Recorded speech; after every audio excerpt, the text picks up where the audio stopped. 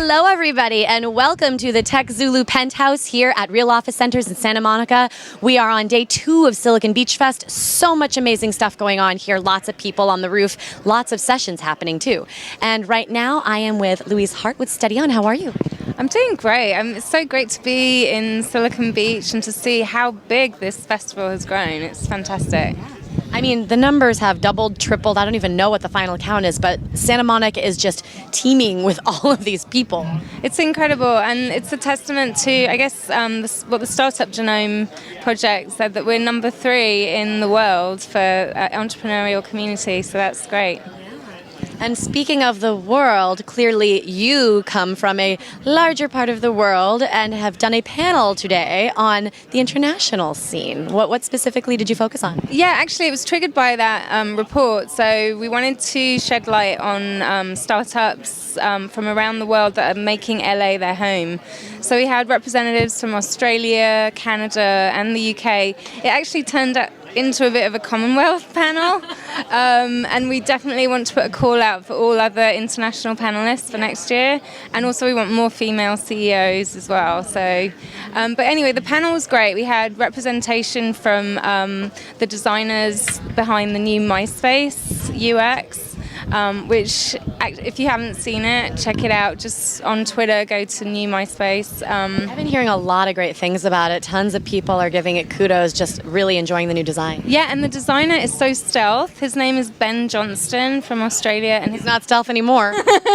and his company is called Joseph Mark. So check it out. A small whisper, and they're going to change the world. So it looks good. A whisper that's going to change the world. Wow, you're a good messaging lady over here. Well, actually, that's what I do. Yeah, let's talk about Steady On. Yeah, so we're a marketing and PR company for independent filmmakers and original content creators. So obviously, up until this point, the model has been you make a film, then you try and get a distributor for it. But now, more and more, you have to distribute your own film, and marketing becomes an essential tool from the very beginning, from script development all the way through crowdfunding. Obviously the casting running up to crowdfunding, because we're seeing that when you have a great name attached, you get the followers, you can raise the funds, and then we go all the way through like festival submission and to distribution. So, yeah. How has the market changed for filmmakers? I mean, with crowdfunding especially, there's so much going on and so many players now. How do you differentiate with what you're doing on the marketing side? So what we do is very much focused on audience building. Obviously, there's the multi-channel networks on YouTube, and more we have the on-demand platforms emerging. Like Vimeo on demand is a huge new area for me, particularly. I've been working with the producers of a film called Some Girls, which is premiering day and date on Vimeo on demand and in theatres on Wednesday. It's a Neil LaBute play, and it's starring Adam Brody and Kristen Bell, who's a bit of a darling in the sort of new world of digital filmmaking, and Emily Watson, not to be confused with Emma Watson, but still Good point. good talent. So.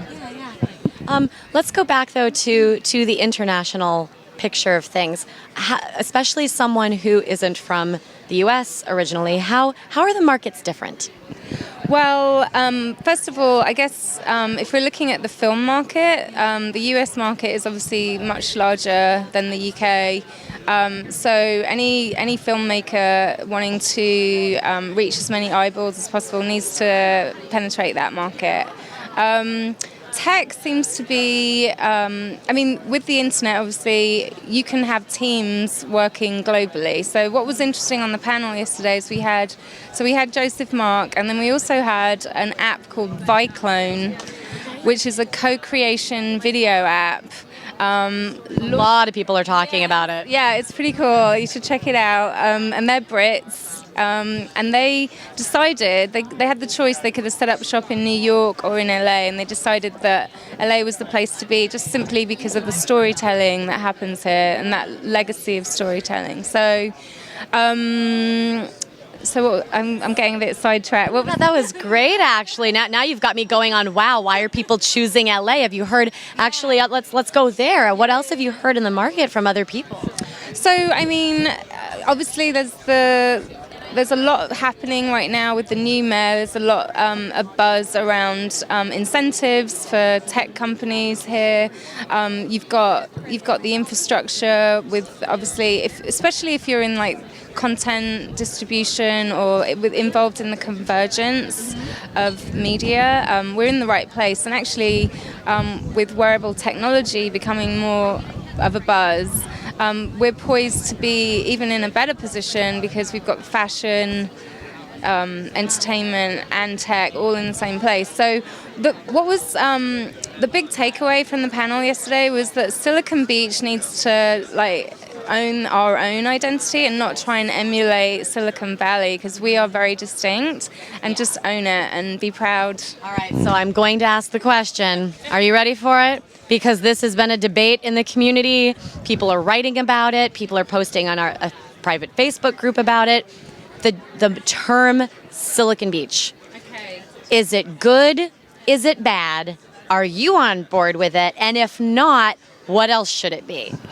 Hey, I'm in branding, so I actually believe that brand names evolve and that the audience chooses what the brand is, and it seems to be taking traction. Obviously, it alludes to a very small section of LA because it really talks about Santa Monica and Venice.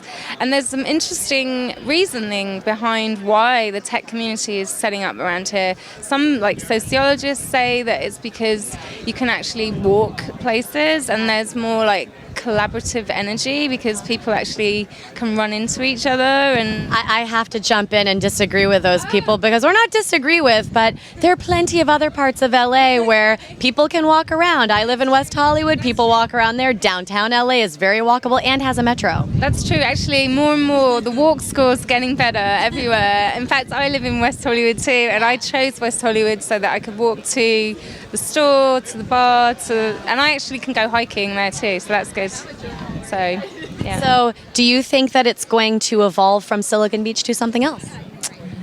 I don't think so. I think it's going to stick. Yeah, I think that once like a name like this gets established and it's growing and it's already number 3 in the world. I don't know. Do you have any ideas? I kind of disagree with you. Okay, well that's good. I do. Well, I've been in the LA tech scene for 5 years. Okay. And for a long time we were calling it LA Tech. LA Tech, LA Tech, LA Tech. And from a branding perspective, having a sexy moniker does help, I suppose. And when the term Silicon Beach first came out, people latched onto that. That doesn't necessarily mean that everyone in the community is on board with it. The press can use it. People on the outside have used it. And, you know, there are some folks here that use it, but there's also a lot of dissension. And when there's a lot of dissension, to me, it means that it will grow and evolve. So now that there's a brand that's established through the term Silicon Beach, I think it could evolve to simply be LA Tech or something else. Well, it's interesting that you say that, because whenever I'm tweeting about Silicon Beach, I always tag it with LA Tech. So do I. So, yeah, I mean, I guess that's interesting. And also, we got to get Hollywood in here. I mean, we don't want to sort of alienate them. And we don't make things with silicon here. And actually, the problem with calling it Silicon Beach in LA, folks, is a lot of people think of Hollywood and immediately say Silicone Beach, which is, trust me, a completely different thing. That's true. And talking about owning what LA represents, yeah, maybe we should work on that. But no, I think that. There is that cross-section happening right now, and it will be interesting to see what it comes up. LA Tech, for me, doesn't necessarily describe a location. It describes an industry, but... Yeah. I agree. Well, thank you for your insights. See, branding expert right here. And actually, last question, is the film industry catching up with tech?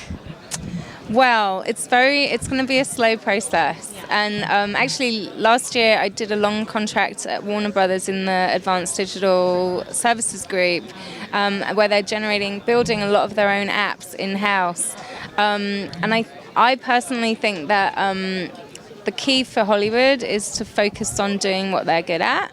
which is making great films and telling great stories, and then maybe like letting go a little bit and letting the tech experts own a bit more of that development space. You heard it, filmmakers. Let go. Let go and let tech. Let go and let tech. Well, thanks so much for having me. Thank you so much, Louise. Louise Hart over here with Steady On, and I'm Amanda Coolong here, TechZulu Trend, not trends, well, lots of trends, but the TechZulu Penthouse at Silicon Beach Fest. We'll be right back.